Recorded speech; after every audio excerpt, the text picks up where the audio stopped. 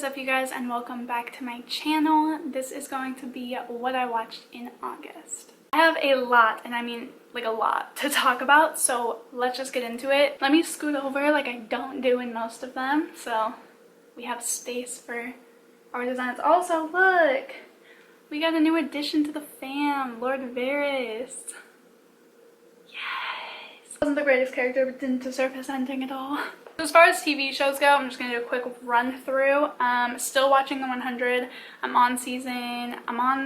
Well, right now I have 2 episodes left in season 5. So I watched all of season 4 and most of season 5.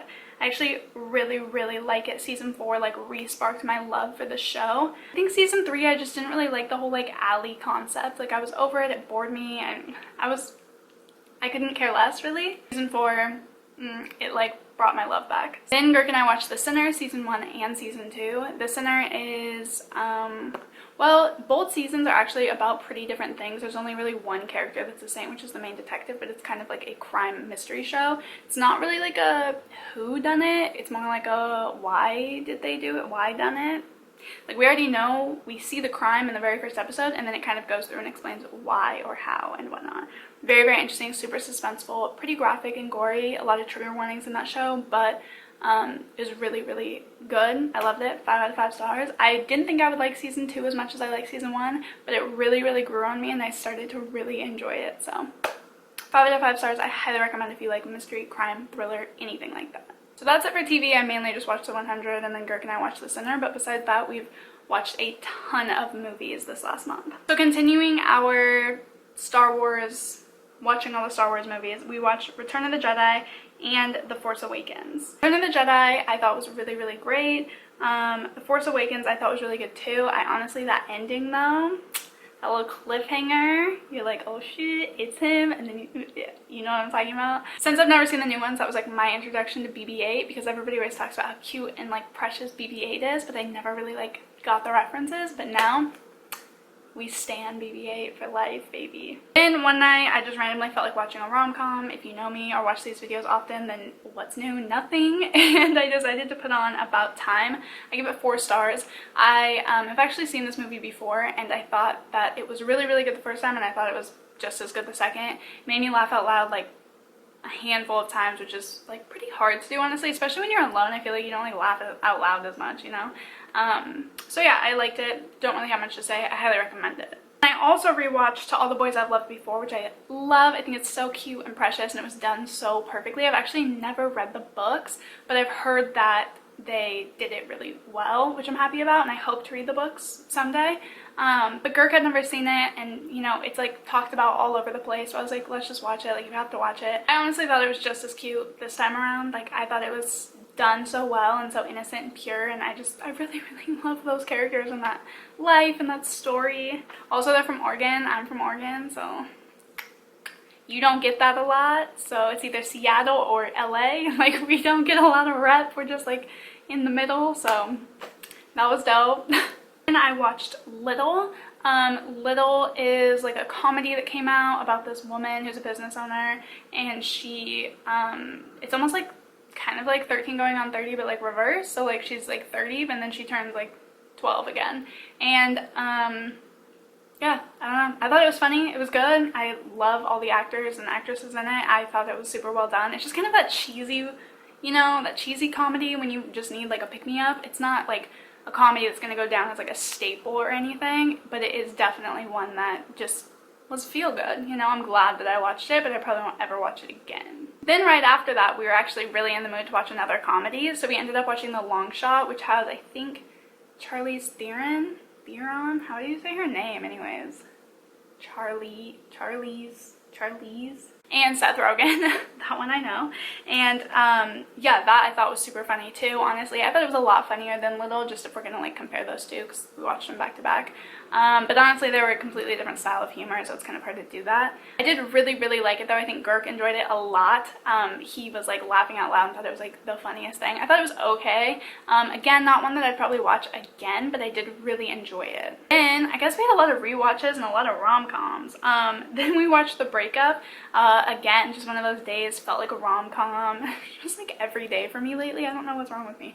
But Girk had never seen it, so we decided to watch it. I think that's one of those movies that ages really, really well. I feel like there's some movies that just didn't age as well from the early 2000s. There were a couple jokes where I was like, that probably wouldn't pass these days, but I still think nonetheless that it is a great rom-com. I think it's funny, I think it has a good story behind it, and I don't know, I just really enjoy that one. I've seen it a couple times.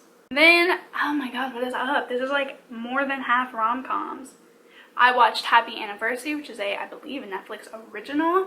This one I thought was so cute. It wasn't like an all-time favorite, but it was so realistic and so relatable and so well done and not like over the top, not try funny. It was so relatable. It's things that if you're in a long-term relationship, you know, you go through, you actually deal with, you know what I mean? And these things happen, and yeah, I just thought it was great all around. Then I watched 47 Meters Down, which is like a shark thriller. This one I would give like 3 stars. They made a sequel that is in theaters right now. I don't know how they made a sequel. Like, just make a new shark movie. Like, don't make a sequel, because it's not even like the same shark. You know what I mean? Like, I'm just confused about it. Anyways, I just don't know what they're doing. But it's like 47 Meters Down Uncaged or something. That movie was like average. It was pretty good, but I could honestly tell what was happening the whole time. Like out loud, I was like, oh, watch this be it, or watch that be it, or watch this be the twist. And honestly, like, I think there was like 2 twists that like I didn't expect, but besides that, it was a classic. Like, every trope ever in a shark movie. I'm not like a huge fan of shark movies anyways, so who am I to judge, I guess, because I'm not really like a shark movie fan to begin with. Then I actually went to the movie theater 3 times this month. I don't know why, it just like happened. There were some good things. I wanted to see The Apartment, if you can't tell by all my sweat. It is so fucking hot. So I think Eric and I were just looking for an excuse to get out of the apartment because we don't have AC and it's been like nearly 100 degrees every single day. So we have a movie theater that's like $5. So we've just been, I think, using it as an excuse to get out of the house every once in a while when we feel like we're gonna have heat stroke. The first thing that I went to go see was The Lion King, the new one, clearly. I don't know why I needed to say that. Like, why would the one from like 1993 be in there? The original animated Disney movie isn't even close to my favorite Disney movie. As a kid even, it was nowhere near the top of my favorites. So I didn't really go into this with like very high expectations since I knew the story already and it wasn't necessarily my favorite. I do think that everybody did a really, really great job. I think the voice animation was on point. They picked the perfect people for the perfect characters. I thought the visuals were stunning. All around it was really good and I can appreciate what they did. But for me personally, it was probably like a 4-star just because it isn't my favorite story. It was nothing that they did. It just overall isn't my favorite story. Then Girk and I watched Good Boys, which is a comedy about 3 children, I guess, and like a kissing party that one of the little kids gets invited to, and then they like go on this adventure. This, Girk and I both agreed, is a classic. It is like a Superbad, a Hangover. It is the type of movie that you buy or that you have on hand or that you watch over and over again, or, you know, when you're in a bad mood you flip it on. This is, and I know for almost all the other ones I said, it's not a movie I would watch over again. Girk and I have considered going back to the theater to watch this movie. It is so great. Speaking of comedies not aging well, this one does such a great job of showcasing, I guess, puberty, like showcasing that sex drive that kicks in without being sexist and misogynistic. The boys are constantly asking the girls for like consent when they're kissing them, and little things like that that I think will make it age perfectly and is great to showcase and show that it's not weird. You can still be funny while being respectful, and all around I just honestly thought it was perfect. And the last movie that we went to go see was Ready or Not, which is like a comedy horror, you know, that new genre, like Happy Death Day or whatever. I think it's kind of the one who really started it, but it's pretty much just like horror with a lot of comedy thrown in. I thought that it was good, probably like a 3-star. It was honestly average as far as horror and storyline goes. Honestly, the comedy was terrible. I think that I only gave it 3 stars because I thought the concept and overall just acting in the movie was well deserving of 3 stars. but the comedy is what makes it only 3 stars. It's almost like because it's a horror movie, they were trying to overcompensate for that and make it extra funny and like over the top type of humor, so that you would be reminded that it's also supposed to be a comedy, when really I think they could have just done it a horror movie and had the characters themselves be or say funny things. There were parts that were funny, I'm not going to deny that, but I didn't feel like it was as well done as it could have been. There were parts that definitely made me like jump too. I laughed, and then the next scene I would be, you know, scared. So I do think that they did an average job as far as mixing those, but I still just feel like it could have been done better. Then we watched Employee of the Month, which is kind of a rom-com as well, I believe. This one did not age well at all. It is very racist, very sexist. It's just not, it didn't age well at all. It's almost uncomfortable kind of to watch. There are parts that are funny, there's no denying that, but it didn't age well. It very shows the times, how women were treated, how people of color were treated around the early 2000s. It was not something I would ever watch again. Girk had never seen it. We wanted a comedy. We saw it was on Netflix, so we just threw it on. But it's definitely one I would not recommend at all. I think it's something that can be learned from, and I would hope that it could be learned from. And I just didn't really enjoy rewatching it. We actually even stopped it and didn't watch it for like a week or so, and then just decided to finish it. But it wasn't anything that we were super excited about, just because I feel like it was so outdated and it just isn't that good of a time to watch like that. And the last thing that we watched was Hotel Mumbai. This is about what year was that? 2006, 2008? Something like that.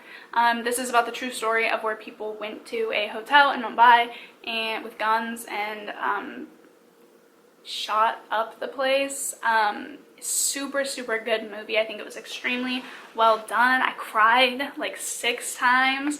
I'm not a huge fan of like action movies, and the trailer that we watched really made it come across as more like an action movie, but I think it almost, because it's a true story and you know this really happened to people, and like it was unimaginable, the pain and like the torture and like everything that went on during that time.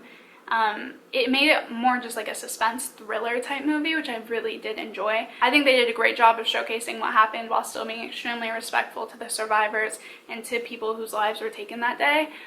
They could have done it way more action-y, way more over the top, and not stayed true to really what they know happened, but they did a fantastic job, and I really can respect that. It was so well done. I honestly, like I said, I cried like so many times.